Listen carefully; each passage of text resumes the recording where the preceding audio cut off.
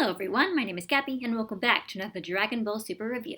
This time reviewing episode 81. Before their fight, Bergamo calls out Goku for his behavior. Without his request, he says, the universes could have lived in peace. He's the enemy of all of the universes. He requests that the rule be rescinded if he beats Goku, which the Zeno agree to, but also warn Goku not to hold back in any way.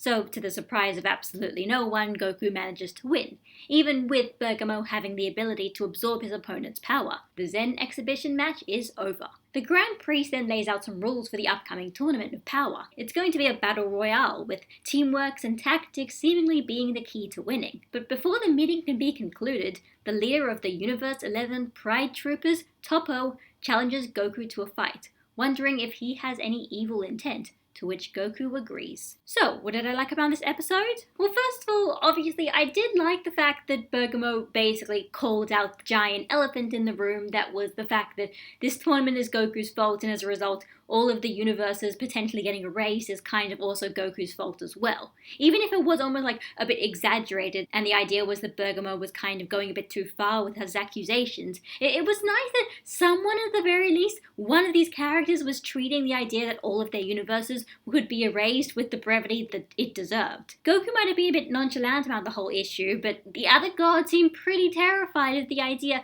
that their universes are going to be erased. Champa wondered if they could just run away. It's nice to know that the stakes of this tournament hasn't completely gone over everyone's heads. I also like the idea that the gods from the universes that have the higher mortal level and aren't going to be erased are now acting all kind of smug and superior because they think they're better gods and their universe deserves better and stuff like that. They're kind of having this sort of weird inter-god conflict. But basically I like the idea that they're exploring the gods as characters, not just as god figures, as actual characters who interact with each other and have their own relationships.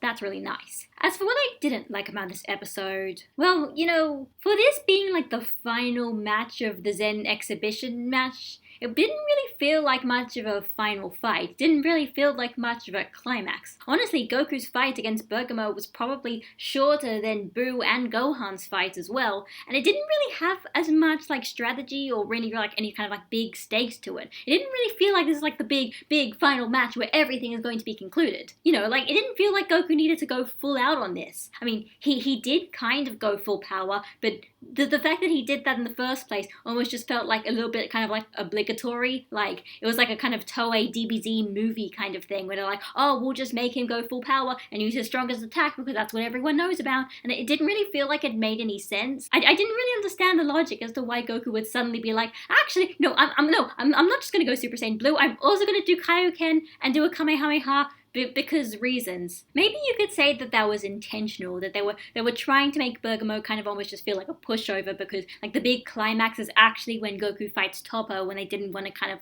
be worried that they're going to have to overdo themselves. But at the same time, you'd think that they would at least also try to consciously make Bergamo look like a bigger threat and a bigger deal than Basil and Lavender, and I didn't really feel like that was the case, even with that whole added stakes of maybe Bergamo could win and that would be a good thing.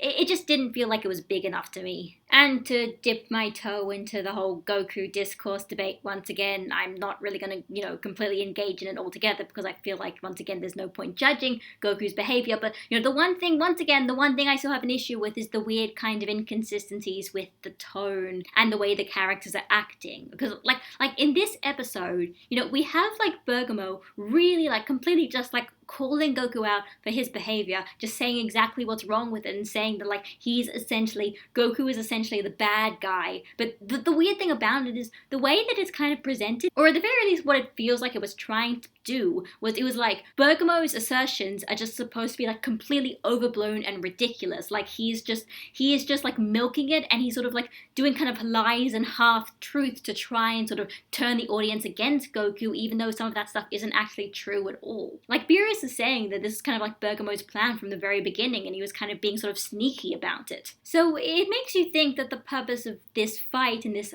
kind of episode was to try and make you sort of root for Goku, that Goku was just being being judged unfairly by everyone, and it's just getting so extreme that you're basically on Goku's side. But the big thing, the thing that I'm kind of confused about is, like, this episode at the same time, it didn't really go out of its way to try and make Goku look specifically hurt and look specifically innocent. Like, Goku was still kind of acting the same way, and he's like still kind of acting very much like, I want to fight these guys, and come on, all you guys, just send all your people after me. I don't care what's going on. I don't care if they get destroyed, because that just means they can fight better. Like, it's like, I just don't really know what I was supposed to be thinking this episode. Like, whose side was I supposed to be on? Was I supposed to be agreeing with Bergamo, or was I supposed to be saying that Bergamo's concerns were just completely overblown and we shouldn't be taking him seriously at all because he isn't the main character? That was basically the issue I had with the episode, and I feel like this might keep happening maybe? I don't know. So, as for next episode, Goku is fighting Toppo, this leader of these Pride Troopers from Universe 11. And just judging by the fact that he was one of those characters who was literally wearing a long cloak and kind of in shadow until this episode, clearly the fact that he's being unmasked and the fact that he is going to fight is some kind of big deal, at least for these few episodes. Like, is this going to be like a warm-up of things to come, that Toppo is going to be really strong and it's going to like motivate Goku for the next tournament? Or is this just going to be like the way that they just completely resolve the idea that if Goku being too selfish by having like literally this paragon of justice fight Goku and then decide that he's not acting too selfish, and then like that's all we're ever going to hear about from this subplot for like the rest of the story? It could go either way. I'm actually not sure exactly which way it could go, and in fact it could go in something completely different and surprise me altogether. But either way, I don't know what's going to happen. It sounds kind of interesting, also seems a little bit kind of disjointed, but I do wonder what they're trying to do with this fight. So that was Dragon Ball Super episode 81. Honestly, probably one of my least favorite episodes of the arc so far.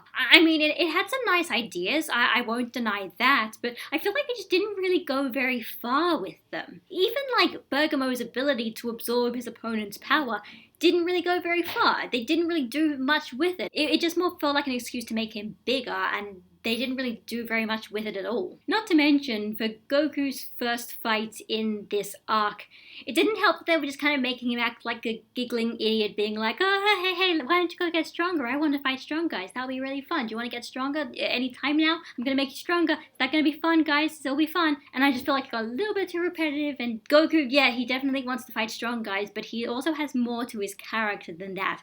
And I'm pretty sure that even Toei understands that. So let's just hope that some of these issues are going to be kind of ironed out by the time the actual tournament starts. The longer this Sin exhibition match goes on, the more I am very much convinced that this is kind of like, you could basically say this is almost filler, that like this isn't going to be in the manga, this wasn't in the original script. Maybe it might actually just be so Toyotaro can actually get ahead of the anime adaptation, like he said that was going to happen at some point in the foreseeable future.